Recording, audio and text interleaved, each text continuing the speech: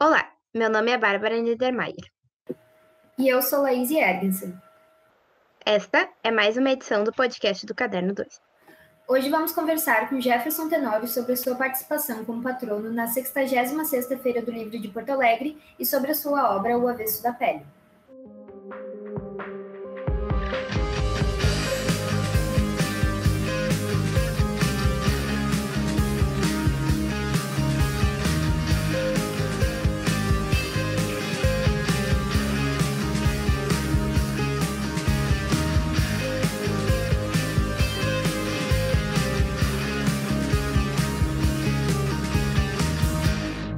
A tradicional Feira do Livro de Porto Alegre teve que se reinventar em função da pandemia. O evento, que sempre acontecia na Praça da Alfândega, no centro de Porto Alegre, esse ano teve que ser adaptado para ser realizado online, entre os dias 30 de outubro e 15 de novembro. Todos os eventos serão realizados com transmissão online nas redes sociais, mantendo algumas de suas tradições, como debates, palestras e apresentações. Com o tema Janelas Abertas para a Praça, a feira procura enfatizar a importância de ficar em casa, mas mesmo assim não deixar de ver o mundo pelas suas janelas, sejam elas reais ou virtuais. Janelas, lives e livros. O mundo está ao alcance do nosso olhar. Além do formato online, a participação de Jefferson Tenório também simboliza avanços em relação à feira tradicional, já que é o primeiro patrono negro e o mais jovem da história da feira. O Avesso da Pele é a história de Pedro, que após a morte do seu pai, assassinado numa desastrosa abordagem policial, sai em busca de resgatar o passado da família e refazer os caminhos paternos. Com uma narrativa sensível e por vezes brutal, Jefferson Tenório traz à superfície um país marcado pelo racismo e por um sistema educacional falido, e um denso relato sobre as relações entre pais e filhos. Confira agora a nossa conversa com o autor. Primeiramente, eu gostaria muito de agradecer a tua presença aqui. Para a gente é muito importante te ter conversando aqui um pouquinho com a gente sobre a tua carreira, as tuas obras e a tua participação na Feira do Livro. E gostaria de agradecer mesmo tu por ceder esse tempo nessa tua agenda tão corrida para conversar com a gente. A gente acompanhando nas redes sociais, a gente percebe que realmente são muitas entrevistas, são muitos compromissos o tempo inteiro, né? Mas a gente queria conversar um pouco agora sobre a feira e sobre a tua obra O Avesso da Pele. Eu queria saber para ti, acho que é uma pergunta bem importante, qual é o significado de ter o título de patrono mais jovem da Feira do Livro e o primeiro patrono negro, e qual significado tu acha que esse título pode ter para a tua geração de escritores e para as próximas? Bom, obrigado aí pelo convite, né, de participar do Caderno 2. Eu vejo que houve uma mudança na Feira do Livro, né, uma mudança de perspectiva na estrutura dela, né? Era uma estrutura que, pelo menos na minha opinião, já não estava funcionando muito bem. E eu fui um dos críticos, né, dessa feira, né, do modo como ela acontecia. E com a chegada da pandemia, ela teve que se adaptar, e nessa adaptação houve também um momento da mudança, né? Então a mudança, ela sai da praça, vai para o online. Ao mesmo tempo a gente teve uma curadoria, né, da Lu Tomé, que propôs aí uma programação mais diversa, com autores, enfim, mais diversos, né, autores negros. É uma programação que tem mais mulheres também, indígenas. Então, marca essa mudança aí.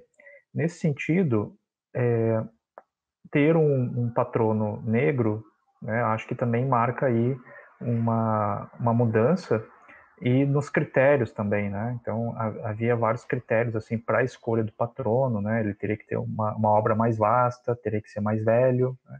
E aí se muda um pouco essa perspectiva, justamente para conseguir contemplar uma outra parte da população, né, que no caso as pessoas negras.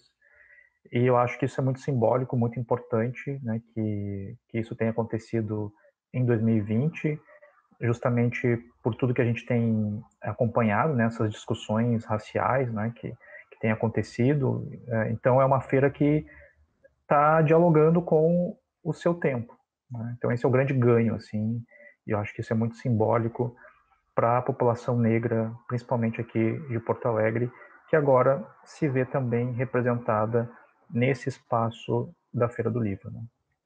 Bom, e esse formato da feira nunca tinha acontecido até hoje, né? Ter uma feira online é algo totalmente novo, tanto pra gente quanto pra vocês que são escritores. E a gente gostaria de saber como é que tá sendo a tua participação nesse novo formato. O que que tu acha que é positivo de fazer ela assim e o que que tu acha que acaba se perdendo?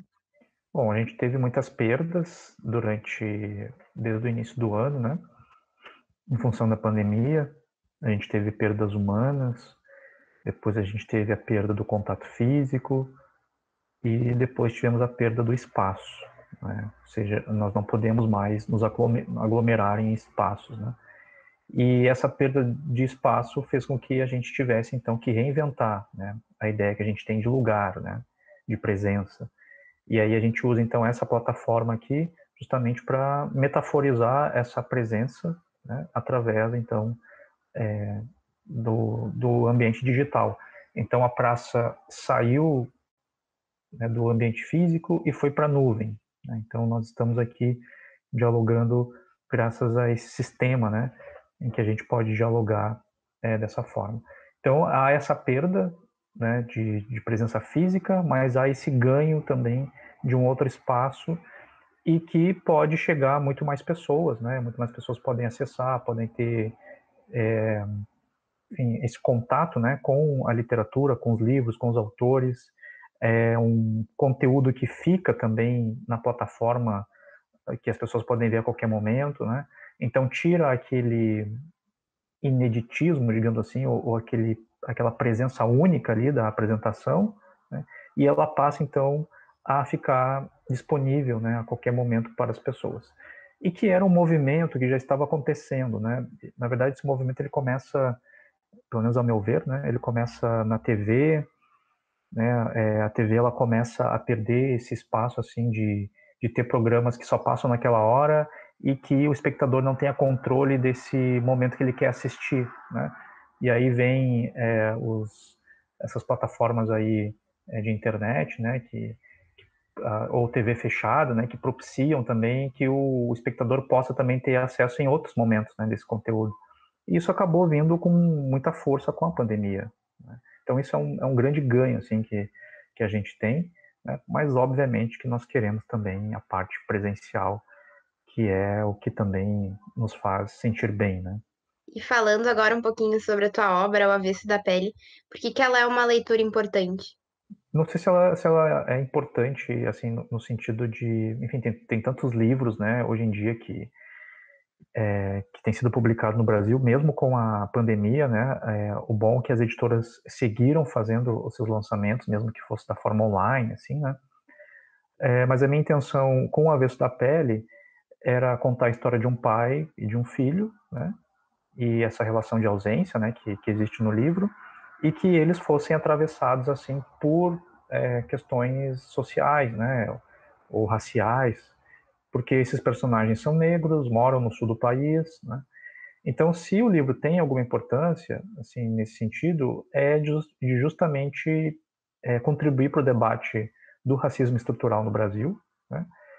De forma mais complexa, sem maniqueísmos, de modo, então, que o leitor consiga ver uma outra visão, né, do que a gente tem da situação dos negros no Brasil. Mas, primeiramente, a minha ideia era contar uma história entre pais e filhos, né? Tu mencionou agora a questão da história se passar aqui no sul do país, e no livro tu menciona a demora dos personagens na percepção da negritude, né, na percepção do racismo. Como é que se deu esse processo na tua vida? Eu queria saber se a vivência de parte da tua vida em Porto Alegre teve interferência nesse processo da percepção da negritude e do racismo. Eu acho que não é uma questão só de Porto Alegre, né, mas talvez de toda a população negra que vive o racismo, né, cotidianamente, porque nós não nascemos negros, né, nós nos tornamos negros ao longo do tempo, né, porque quando a gente nasce a gente não sabe que a gente tem uma cor, né, as crianças não sabem diferenciar isso, né. E eu me lembro uma vez que eu fui no museu com meu filho, ele tinha 5 anos de idade, e a gente parou na frente de 2 quadros. Um era uma pessoa negra com trajes africanos, assim, bem bem emblemáticos, assim, né? E o outro era um rapaz branco, americano, com uma camiseta de basquete. E a gente parou assim na frente, eu perguntei qual era a diferença entre os dois, né? E aí ele ficou olhando assim, e o meu filho disse, a roupa deles. A roupa era a diferença, né? Então, ele não conseguia ver ali a cor daquelas pessoas, né? E isso é uma coisa muito violenta, assim, né? Das crianças terem que aprender isso, porque em algum momento alguém vai dizer, né? E no meu caso, no caso do personagem, isso é um pouco parecido, assim, né? Dessa consciência vir muito devagar, aos poucos, até que ele tem um estalo, assim, numa aula, né? Em que o professor, então, começa a instrumentalizar ele com com as teorias, com os conceitos, né? E a partir daí, então, ele começa a ter mais consciência, né? Por isso que eu acho super importante que a gente tenha um dia chamado o Dia da Consciência Negra, porque isso significa tomar consciência, e não só os negros, né, mas toda a sociedade tomar consciência das questões raciais, né, porque isso não é um problema dos negros, isso é um problema de todos, né? Então, o meu personagem, ele vai, aos poucos, né, também se dando conta dessa consciência. Sim. Apesar de não haver um esforço muito grande de demonstrar intelectualidade no teu livro, de ser uma leitura bem fluida, bem inteligível, né? Eu diria, tem um estilo muito autêntico, muito próprio teu, que acontece a partir de tu dividir essa história nos tempos verbais, né? Que tu coloca os personagens. Como é que aconteceu esse processo, essa ideia? Como é que foi colocar isso na prática? Bom, o narrador, ele é um narrador bem diferente dos outros que eu tive, né, nos outros livros. Ele é um narrador que ele transita entre vozes narrativas, ele vai para o passado, vai para o presente, e foi um narrador que a primeira versão dele, ele era um livro todo contado em segunda pessoa, né, o você, né. A princípio ele não estava falando com o pai dele, ele estava falando com o leitor diretamente, né. E quando eu fui fazer a segunda versão do livro, eu senti uma necessidade de dinamicizar esse narrador, justamente porque era uma voz muito repetitiva, assim, né? E esse uso do pronome você, ele requer aí uma estrutura repetitiva também. Então é muito difícil sair de uma estrutura frasal que não se repita. Então, para não cansar o leitor e não tornar o texto repetitivo, eu procurei, então, dinamicizar esse narrador de modo que ele conseguisse transitar na primeira pessoa, na segunda pessoa, e se afastar a tal ponto, né, em determinado momento, que parecesse até uma terceira pessoa. E os usos dos tempos verbais era justamente para presentificar esse pai ausente, né? Então, quando ele coloca ali a questão do presente, é justamente quando ele está muito próximo do pai, né? Quando ele está mexendo nos objetos do pai dele, ali é um momento presente, né? E quando ele vai rememorando, né, a história desse pai, ele passa para o passado. E em alguns momentos eu conjugo também, né, o presente e o passado no mesmo parágrafo, assim, né, dependendo da situação. Mas é sempre esse jogo, né, da presentificação do pai e ao mesmo tempo trazê-lo através da memória, né? Sim, a forma que tu te refere ao pai e à mãe, que o pai é você e a mãe é ela, né? Uhum. É intencional para trazer algum distanciamento da mãe, algo assim? Sim, e também para marcar de quem que ele está falando, né? Então, como é uma história que vai e vem, eu precisava marcar, mas que não fosse de forma muito didática também, né? Não podia botar assim um capítulo a mãe ou o pai, né? Mas eu queria que o leitor identificasse a partir da voz do Pedro de quem é que ele estava falando.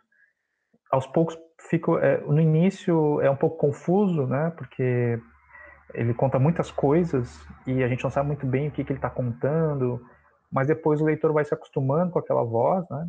E aí ele percebe essa nuance assim de voz, de foco narrativo. E eu escolhi esse distanciamento para contar a história da mãe, justamente porque como ele vai tocar em questões muito íntimas da mãe, né, inclusive até relações sexuais, que ele tivesse assim um certo distanciamento para que ele pudesse contar essa história sem interferir, digamos assim, nessa convivência, né, que a mãe dele vai ter na juventude ali. Então é mais ou menos tentar ter esse distanciamento para ter uma verossimilhança, né, na hora de contar a história. Bom, ainda neste livro, tu fala bastante da relação difícil que o personagem tem com a profissão de professor. E essas dificuldades de lecionar e da própria profissão em si que ela traz junto consigo, porque a gente sabe que não é fácil nessa realidade que a gente vive. E quais aspectos da tua relação de professor que influenciaram na construção da obra? E o Jefferson, um escritor, influencia de alguma maneira o Jefferson professor e vice-versa? Boa pergunta, Bárbara. Então, tem uma relação muito profunda, né, da minha profissão de professor e da minha constituição também como escritor. É claro que o professor vem antes, né, e ele ajudou muito, assim, então o material biográfico que eu tenho da minha relação em sala de aula, ela faz parte, assim, de todos os meus livros e principalmente desse último livro, né, do Avesso da Pele. Porque eu sempre quis contar a história de um professor de literatura negro no sul do país e eu não sabia como fazer isso e, na verdade, eu acho que eu só consegui escrever esse livro por causa dos meus alunos. Eu aprendo muito com eles e eles são a minha fonte, assim, biográfica e muitas coisas acontecem na sala de aula, né? A sala de aula é uma imitação do mundo, né? Um microcosmos ali, em que se estabelecem várias relações ali entre eles, né? Relação de poder, relação de amizade, de exclusão, política, tá tudo ali dentro ali, né?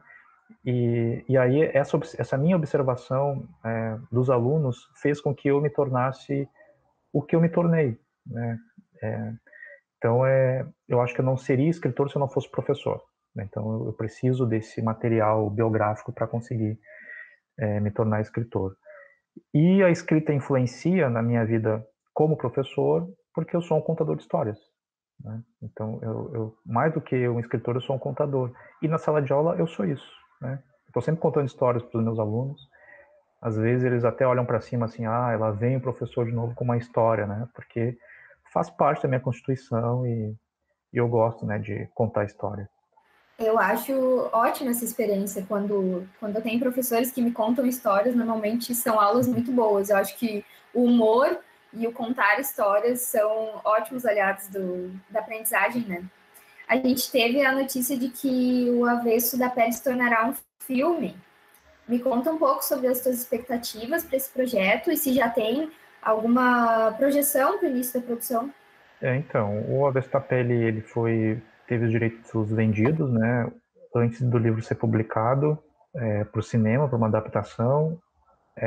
Foi adquirido pela RT Future, eu acho que é o nome da produtora, e é uma das maiores produtoras brasileiras, né, já fez filmes bastante importantes, alguns deles chegaram a concorrer ao Oscar também. Então é para ser uma produção boa, assim, e estou com bastante expectativa. Por enquanto, eles ainda estão na parte de escolher diretor, atores. Ele está aberto assim enfim, a projetos, né, de diretores que queiram fazer essa adaptação. Ele já disse que é um trabalho de adaptação mesmo, assim, não dá para pegar o texto e botar na boca dos atores, né? Enfim, ele tem que ter um processo de roteirização, né? E claro que com a pandemia isso fica um pouco mais lento, né? Como a gente ainda está um pouco incerto assim de quando, né, as produtoras vão poder voltar, assim.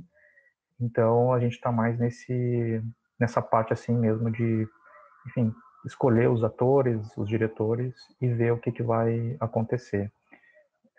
Além disso, também o livro foi vendido para 2 países, né, da Europa, Itália e Portugal, que vão fazer a publicação também no ano que vem, e uma companhia de teatro também de São Paulo que me propôs fazer uma adaptação teatral, também a passos assim de tartaruga, né, enquanto a gente estiver com essa pandemia, mas tem essa perspectiva, assim, né. Então, estou muito curioso, assim, para saber como é que isso vai se dar depois nas telas e nos palcos. Nós também. Verdade. alguns dos teus livros, eles são narrados na voz de uma criança, né? E a gente sabe também que tu começou só a ser um leitor voraz mesmo quando tu já entrou na faculdade, certo? Isso. Então, a gente queria saber qual que tu considera a importância da leitura para os jovens e por que que a escolha de trazer uma personagem criança falando sobre a obra. Bem, assim, o personagem infantil, na verdade, é meio que um acerto de contas com a minha infância, né? É como se aquela criança lá que, enfim, sofreu vários traumas precisasse contar uma história. Embora o Beijo na Parede, que é meu primeiro livro, ele seja o mais afastado de mim, assim, né? Então tem muita coisa ali que, enfim, eu não vivi, e ainda bem que eu não vivi tudo aquilo que o meu personagem teve que viver, né? Mas é um acerto de contas com a infância, que em algum momento os escritores acabam fazendo isso, né? Eles escrevem algum livro que façam aí esse passar a limpo, né, a infância. E eu acho que o Beijo na Parede ele cumpre e ainda continua cumprindo uma função de formar leitores, né? Eu tenho recebido muitos relatos de professores, alunos que começaram a gostar de literatura a partir do Beijo na Parede, né? Então, eu acho que eu escrevi um livro que eu queria ter lido na minha infância ou na minha adolescência, né? Foi isso que acabou acontecendo. E ele acabou sendo comprado pelo MEC, né, em 2014, 2015, e começou a ser distribuído nas escolas. Então eu recebi uma enxurrada assim de depoimentos, né, de alunos, professores, falando justamente desse momento, assim, né, do livro servir como uma forma de porta de entrada para gostar de ler, né? E acho que é importante que cada vez mais as crianças e os jovens comecem a ler literatura o mais cedo possível, mas também sem cair naquela assim de que se o meu aluno não estiver lendo Shakespeare, então não vale, né? Eu acho que não é por aí.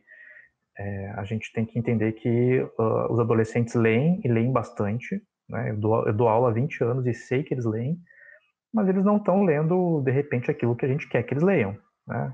Então é preciso prestar atenção nisso também e tentar ir fazer uma ponte, né?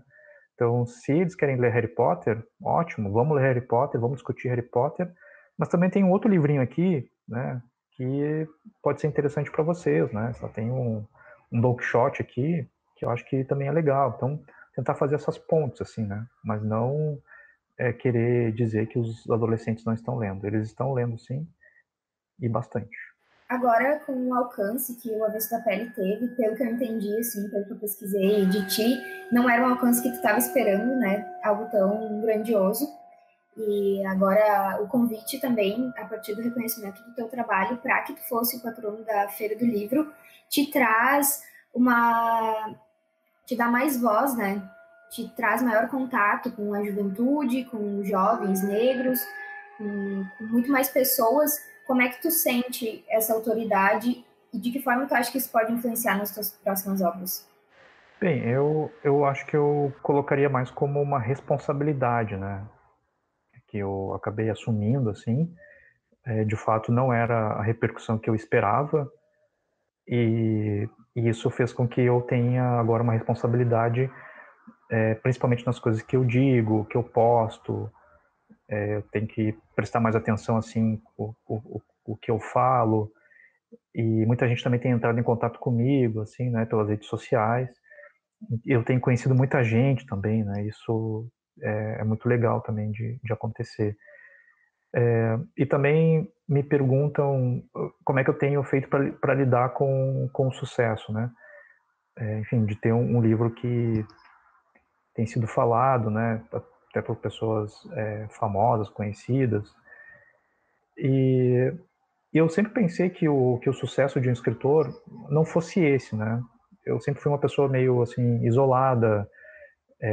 Eu gosto de cultivar a solidão, assim, de ficar no meu cantinho, assim. Eu não gosto muito de sair de casa. Então, isso, para mim, o sucesso de escritor não era esse, né? O sucesso do escritor é ser lido, né? É fazer com que as pessoas se interessem pela literatura e pelo que eu escrevo, né? Mas mais do que isso, O meu maior sucesso é quando os alunos passam a acreditar em mim e depois passam a acreditar nos livros, né? Acho que esse é o meu maior sucesso. E uma coisa é certa, né? O sucesso passa, mas os livros ficam, né? Então é isso que eu sempre penso, né? O que me importa mesmo é que as pessoas se interessem pelo meu livro e se vier o sucesso junto, tudo certo. É um ganho, né? Que bom. Acho que tá alcançando esse propósito bastante agora, né? Tô vendo aí atrás a tua estante de livros e a gente queria que tu contasse um pouco pra gente das tuas referências literárias e também te pedir para que tu indicasse uma obra pra gente que tu ache relevante ou interessante para esse momento. Então, as minhas referências são várias, assim, e elas vão mudando ao longo do tempo, né? Mas quando eu comecei a escrever, a minha maior referência era o rap, né? O hip hop, Racionais, MC, eu escutei muito, continuo escutando hoje, mas ali foi o meu letramento estético começa com as letras de rap e de hip hop, né? Eu tentei escrever também algumas letras e tal, mas não deu muito certo. E depois eu conheci o Rubem Fonseca, né, o escritor Rubem Fonseca, a obra dele, e foi uma obra que, enfim, me abriu as portas assim para a literatura, né? Eu nunca tinha visto uma literatura como aquela, brutal, violenta, erótica, urbana e com uma linguagem tão fluida, né? E depois vieram outras referências, né, como Clarice Lispector, o Caio Fernando Abreu, Guimarães Rosa, né? Todos esses escritores. Mas eu tenho dois pilares assim que sempre me acompanham desde sempre, né? Que um é o Don Quixote, né? Do Cervantes, e o outro é o Hamlet do Shakespeare.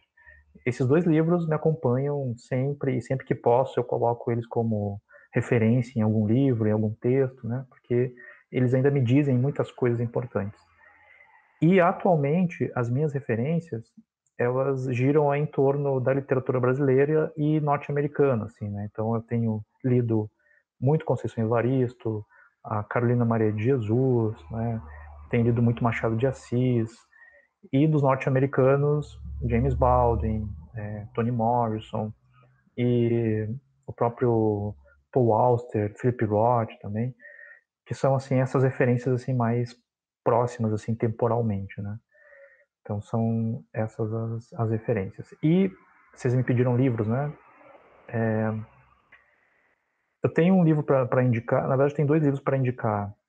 Um deles eu tive a oportunidade de fazer a orelha do livro, que se chama Os Supridores, do José Faleiro, que é um escritor aqui de Porto Alegre. Lançou um livro magnífico pela editora Todavia, né, já está aí nas livrarias. E tem um outro livro que foi lançado no início do ano, que se chama Eu Vou Piorar, da poeta Fernanda Bastos, da editora Figura de Linguagem. É um livro de poemas espetacular e que faz uma análise do Brasil e do país numa perspectiva poética, assim, muito duro, muito contundente, muito lírico, né? Então essas seriam as minhas duas dicas aí de livros. Eu queria, então, para finalizar, te agradecer pela tua obra, que foi uma leitura muito importante para mim, muito sensível, que me trouxe muitas reflexões sobre a minha vida e as minhas relações, e te parabenizar pelo reconhecimento que tu está tendo do teu trabalho, e principalmente agradecer por ter concedido um pouco do teu tempo para nós, o Caderno 2, isso é muito importante para a gente, para o jornalismo universitário, e é isso. Obrigado, Laís, obrigado pelo convite e fica uma próxima. Muito obrigada, Jefferson, pela tua atenção com a gente também. Obrigado, Bárbara. Então, até uma próxima. Até. Tchau, tchau. Tchauzinho. Muito bom poder conversar com o autor de uma obra tão relevante para o momento que nós vivemos e com um título tão significativo e necessário para a Feira do Livro de Porto Alegre. Eu acho que foi muito importante para a gente perceber quanto as nossas vivências pessoais influenciam nas histórias que a gente tem para contar. E conversar com o Jefferson sobre o quanto as vivências dele e as suas obras andam lado a lado foi enriquecedor para a gente. Com certeza. E este foi o episódio de hoje do Caderno 2. Nos siga nas redes sociais. Estamos ativos no Facebook, Instagram e Twitter. Leia nossos textos disponíveis no Medium. A edição deste podcast foi feita por Mauro Gonçalves e ele foi roteirizado por Bárbara Niedermayer e Laís Ergensen. Trilha sonora original por Arthur Last e Adriano Quadros. Muito obrigada pela sua audiência e até o próximo episódio com Caio Ritter, que também participa da Feira do Livro de Porto Alegre.